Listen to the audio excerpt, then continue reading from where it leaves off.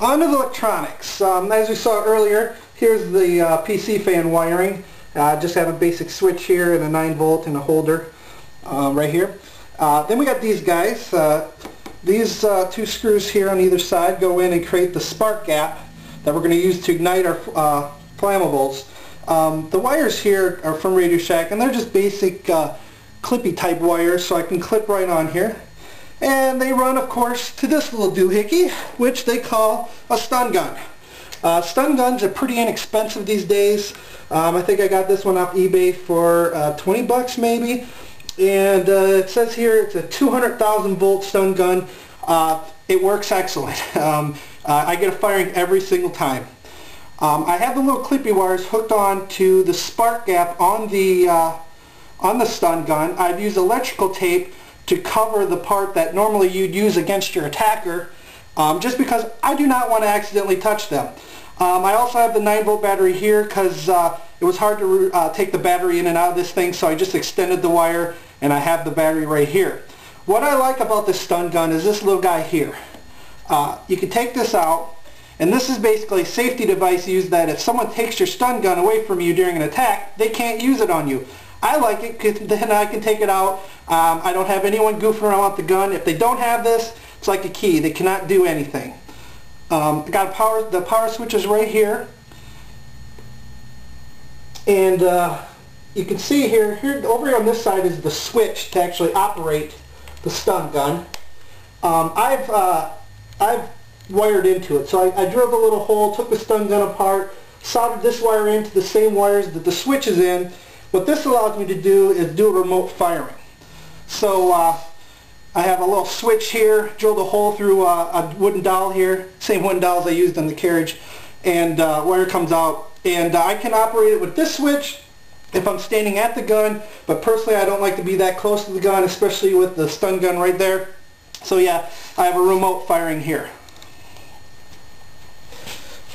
Alright, we're looking down into the chamber now. I've removed the barrel, and you can see the label on the PC fan all the way in the back there, and in front of that you should be able to see, if barely, the spark gap. Spark gap is made by 2 bolts, of course, put in from the side. I got them washered to make the chamber a little stronger in that area.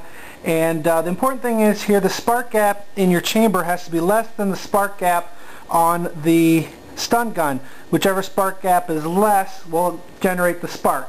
And I'm going to shoot one out here, see?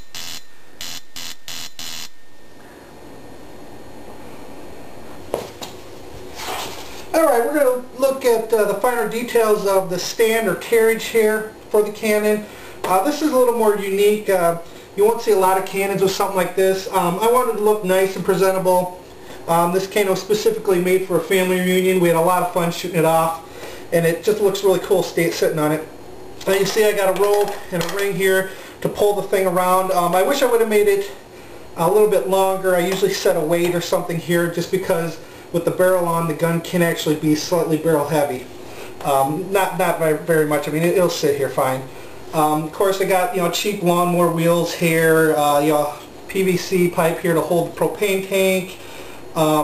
But the main thing about this is I have elevation control through this thing here. This is just a little shuttle with I got a groove here I routed out in the board, and I got a metal clamp here holding this on. And then I have some bolts in this block, some nuts in this block, and I have a threaded rod that goes through there, which I'll show you how that works in a little bit. I've got a hinge here. This board then comes up to the bottom of the chamber, and I just have these springs here holding it on. Elevation control is handled on the front side of the cannon, and I just use a nut here. I got a 1/2-inch bit and a rechargeable drill here, and basically this nut is tightened on so that it is tightened directly to the rod. I have lots of oil and lubricant in here, and by running this you'll see the elevation change here.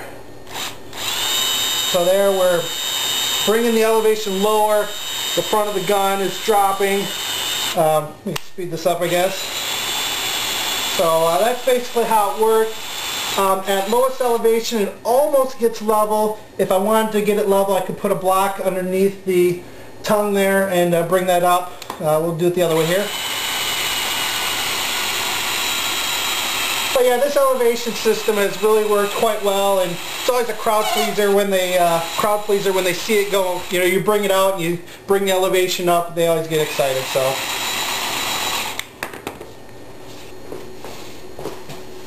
All right. I guess the final thing to do is to fire it. I'm in my garage, so I'm just going to blank fire it. I'm not going to actually fire a potato. It is late fall here in Iowa, so the bang isn't quite as loud. Just because of the temperature, and it kind of screws off my ratio. But yeah, what I have here is so I turn this valve on, I let the regulator build up to 60, I'm going to load it. Well, I guess here I should turn on my fan too. So I got my fan on, so I've loaded the metering pipe here, and I dump it. I'm going to load it again, I'm going to dump it, and we're going to get ready to fire. Alright, we're ready. 3, 2, 1.